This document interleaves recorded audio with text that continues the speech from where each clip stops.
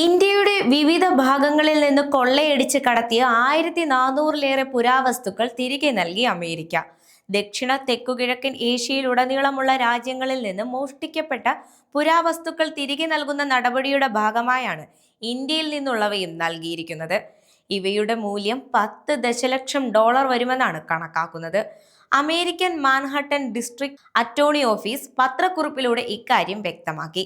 1980-കളുടെ തുടക്കത്തിൽ മധ്യപ്രദേശിലെ ക്ഷേത്രത്തിൽ നിന്ന് കൊള്ളയടിച്ച് മണൽക്കല്ലിൽ തീർത്ത നർത്തകിയുടെ ശില്പം, രാജസ്ഥാനിലെ തനേസറ മഹാദേവ ഗ്രാമത്തിൽ നിന്ന് കൊള്ളയടിച്ച് പച്ച ചാര നിറത്തിലുള്ള കല്ലിൽ കൊത്തിയെടുത്ത ദേവി ശില്പം, മാതൃദേവതകളും സഹദേവതകളും തുടങ്ങിയ ശില്പങ്ങൾ ഇന്ത്യയിൽ തിരികെ എത്തിച്ച പുരാവസ്തുക്കളിൽ ഉൾപ്പെടുന്നുവെന്നാണ് പറയുന്നത്.